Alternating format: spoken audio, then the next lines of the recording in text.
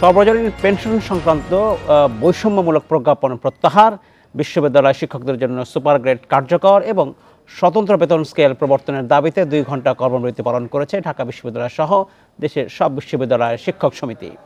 এসব নিয়ে আলোচনা করতে আমাদের সঙ্গে যোগ দিচ্ছেন ঢাকা বিশ্ববিদ্যালয়ের সমাজবিজ্ঞান বিভাগের চেয়ারম্যান ও শিক্ষক সমিতির সাধারণ সম্পাদক অধ্যাপক ডক্টর জিনাত হুদা। অধ্যাপক হুদা, আপনাকে স্বাগত জানাতে, আশা করছি আপনি ভালো আছেন। জানতে চাচ্ছি আপনার কাছে, ঢাকা বিশ্ববিদ্যালয়ের শিক্ষকরা সর্বজনীন যে বেতন সর্বজনীন যে পেনশন স্কিম সরকার ঘোষণা করেছে, সেখানে সরকার সম্প্রতি জানিয়েছে যে যেসব স্বায়ত্তশাসিত আধা স্বায়ত্তশাসিত প্রতিষ্ঠান রয়েছে তারা এই বছরের জুলাই মাস থেকে 1 তারিখ থেকে এই সুযোগ সুবিধা পাবেন না। মানে যারা নতুনভাবে চাকরিতে যোগদান করবেন, যারা আগে যোগদান করছেন তারা সুযোগটা পাচ্ছেন। এটার কেন এটাকে বাতিল বলছেন আপনারা, বাতিল করতে চাচ্ছেন বা বৈষম্য বলছেন, কি যুক্তি? সরকারের দিক থেকে তো বলাই হচ্ছে যারা স্বায়ত্তশাসিত প্রতিষ্ঠান, ঢাকা বিশ্ববিদ্যালয় বা অন্যান্য বিশ্ববিদ্যালয়, তারা তো স্বায়ত্তশাসন চায়, তারা কি স্বায়ত্তশাসন চায় না? ধন্যবাদ আপনাকে। আপনি যে প্রশ্নটি করেছেন সেটি অত্যন্ত গুরুত্বপূর্ণ একটি প্রশ্ন।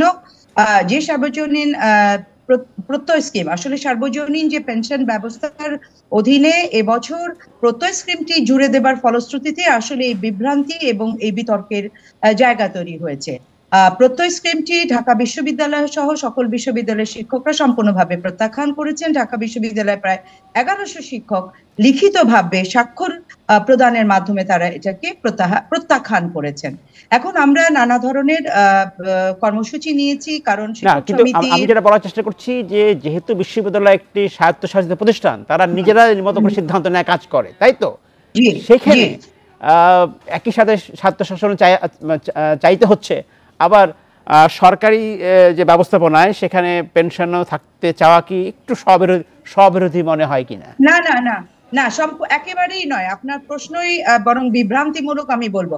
ঢাকা বিশ্ববিদ্যালয় স্বায়ত্তশাসিত প্রতিষ্ঠান, বঙ্গবন্ধু এটি 4টি বিশ্ববিদ্যালয় সহ ঢাকা বিশ্ববিদ্যালয়কে প্রদান করেছিলেন এবং ঢাকা বিশ্ববিদ্যালয়ে বিরাজমান যে পেনশন ব্যবস্থা আছে, সেই পেনশন ব্যবস্থার অধীনে যে সকল সুযোগ সুবিধা আছে, মূলত সেই সকল সুযোগ সুবিধাগুলো প্রত্যয় স্কিমে কর্তন করে বরং ঢাকা বিশ্ববিদ্যালয় স্বায়ত্তশাসনকে প্রশ্নের সম্মুখীন করা হয়েছে। যে কারণে আমরা বলছি এটি বৈষম্যমূলক। আজ কি মনে করেন, আমি 1996 সালে জয়েন করেছি, আমি এক ব্যবস্থায় পেনশন পাবো, আর 1 জুলাই 2024 যে তরুণ প্রভাষক জয়েন করবে সে আরেকটি সিস্টেমে পেনশন পাবে। তাহলে একই ঢাকা বিশ্ববিদ্যালয়, একই বিভাগ, একই সংস্থা, একই লেভেলে জয়েন করার পর সেখানে কি কারণে সরকারি ব্যাখ্যা হচ্ছে এরকম যে আইনে বলা হচ্ছে যেসব স্বায়ত্তশাসিত প্রতিষ্ঠান বা আধা স্বায়ত্তশাসিত প্রতিষ্ঠান তারা এই সুবিধা পাবে না, এতদিন পেয়ে এসেছিল। এখন বৈষম্য না, এই জন্যই বলা হচ্ছে তারা একটা নির্দিষ্ট সময় তারা বেঁধে দিচ্ছে, যারা আগে যোগদান করেছে তাদের জন্য এটা প্রযোজ্য নয়।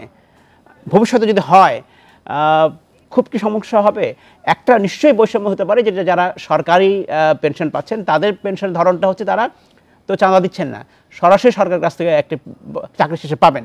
অন্যদেরকে শুধু প্রত্যয় স্কিম বা অন্য যেসব ব্যবস্থা আছে তাদেরকে চাঁদা দিতে হবে বছর শেষে একটি, তারপরে এই স্কিমের পেনশন পাবেন তারা। এটা তো শুধু শিক্ষকদের জন্য নয়, আরও বেসরকারি যারা চাকরিজীবী আছে তাদের জন্য তো প্রযোজ্য। বিষয়টি তা নয়, এখানে প্রচন্ডভাবে এক ধরনের বিভ্রান্তি তৈরি করা হয়েছে। আমি তো একটা উদাহরণ দিলাম যে আমারই ছাত্র যিনি মেধাবী ভবিষ্যতে প্রভাষক হবেন তিনি আমার মতো সমপর্যায়ে পেনশন পাবেন না, নাম্বার 1। নাম্বার 2, শুধু তাই নয়, যেটা বলা হচ্ছে, মনে করেন যারা এখন অ্যাসোসিয়েট আছে বা অ্যাসিস্ট্যান্ট আছে তারা মনে করেন 1 জুলাইয়ের পর ডিসেম্বর মাসে গিয়ে সে অ্যাসোসিয়েট হচ্ছে বা প্রফেসরই হচ্ছে আমার মতো। তার নিয়োগটি কিন্তু ঢাকা বিশ্ববিদ্যালয়ের নিয়ম অনুযায়ী একটি নতুন নিয়োগ, অর্থাৎ উচ্চতরে আপগ্রেডেশন বা প্রমোশন হলে উচ্চতর, এবং সেখানে তিনি কিন্তু 1 জুলাই থেকে কার্যকরী হচ্ছেন। তাহলে আমি প্রফেসর, আমি এক পেনশন পাচ্ছি। আমি বুঝতে পেরেছি ডক্টর জিনাত হুদা, পরবর্তীতে আপনাদের কর্মসূচি কি? আমাদের এবং আমি যেটা বলছিলাম, এখানে আমরা এককালীন পেনশন পাই, কিন্তু যারা এখন পাবেন তারা সেই কোনো পেনশন পাবেন না। আমরা যারা পেশাজীবী আমরা কি করি, আমরা এককালীন একটি অর্থ নিয়ে অবসরকালীন জীবনে একটা আশায় যে এই অবসরকালীন হোক যে অর্থটি আছে সেটা নিয়ে আমরা একটা পরিবারের জন্য। আমি বুঝতে পেরেছি। আপনি জানতে চাচ্ছি এর পরবর্তীতে আপনাদের কর্মসূচি কি আছে যাতে সরকার আপনাদের দাবি মেনে নেবেন? আমাদের দাবি আমরা আশা করি টেবিল টক ডায়ালগে এটি সমাধান হতে পারবে। যদি না হয় ৩রা জুন পর্যন্ত অপেক্ষা করব, ৪ঠা জুন আবার আমরা অর্ধবেলা কর্মবিরতিতে যাব। এরপরও যদি জুন মাসে কোনোভাবে এটি সমাধান না হয়, প্রথম জুলাই অর্থাৎ ১লা জুলাই থেকে যদি এটি প্রায়োগিকতার পর্যায়ে চলে যায়, তাহলে ঢাকা বিশ্ববিদ্যালয় শিক্ষক সমিতিকে ম্যান্ডেট দেওয়া হয়েছে সকল ক্লাস বর্জন করা হবে, সকল পরীক্ষা বর্জন করা হবে, চেয়ারম্যানগণ বিভাগ বন্ধ করবেন, প্রাধ্যক্ষগণ হল অফিসে যাবেন না, ডিন মহোদয়গণ কোনো পরীক্ষার কর্মসূচি ঘোষণা করবেন না, গ্রন্থাগার বন্ধ থাকবে। অনেক ধন্যবাদ অধ্যাপক জিনাত হুদা আমাদেরকে সময় দেওয়ার জন্য। আমরা পরে আবার কথা বলবো আপনার সাথে।